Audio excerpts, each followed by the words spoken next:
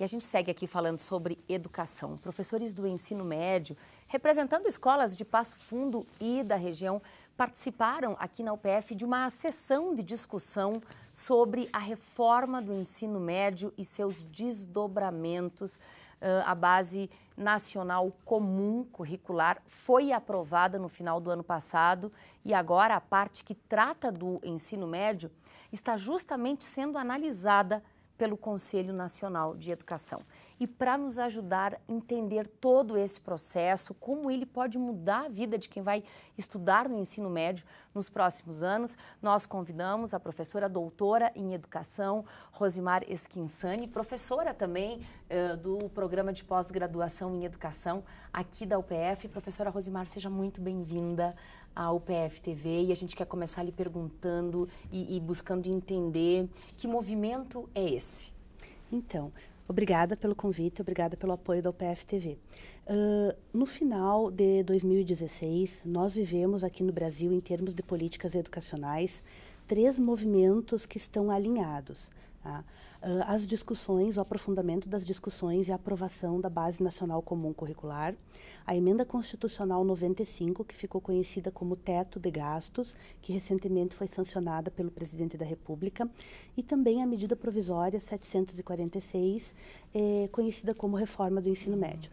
Aparentemente, esses 3 movimentos eles não têm relação.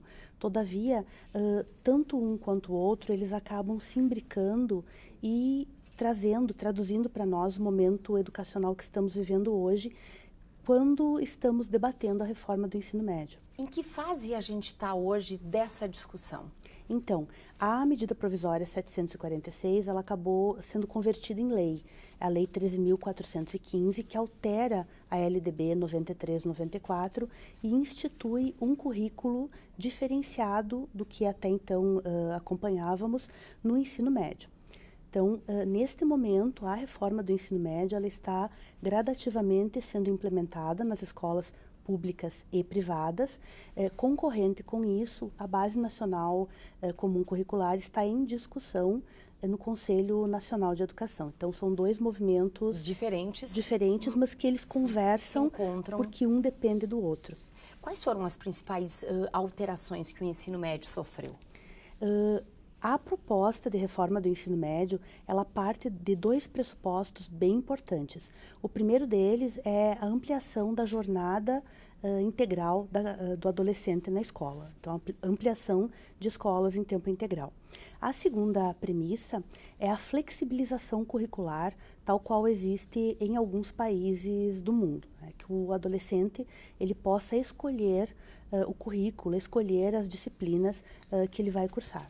Professora Rosimar, como uma especialista dessa área da educação, na sua visão, quais são os pontos positivos e negativos do que já está acontecendo e, quem sabe, do que tem por vir pela frente? Olha só, quando a gente fala em flexibilização curricular, num primeiro momento, isso é extremamente positivo, porque imagina o adolescente poder escolher as disciplinas que vai cursar. Entretanto, a legislação ela não é tão flexível assim. A legislação fala em itinerários formativos, que são 5, e o adolescente deverá escolher um desses itinerários formativos para completar ao longo dos 3 anos de ensino médio. Além de disciplinas básicas em comum que todos terão que fazer. Esse é o ponto, Thaís. Só há 3 disciplinas obrigatórias: português, matemática e língua estrangeira, especificamente a língua inglesa. As demais disciplinas, todas, elas estão condicionadas aos itinerários formativos. Então, o adolescente, por exemplo, que optar por linguagens, poderá passar os 3 anos do ensino médio sem acesso à área das humanidades, porque o currículo dele será organizado em torno das linguagens, e assim sucessivamente. E há a presença de um novo itinerário formativo, que é o ensino técnico, já preparando para o mercado de trabalho.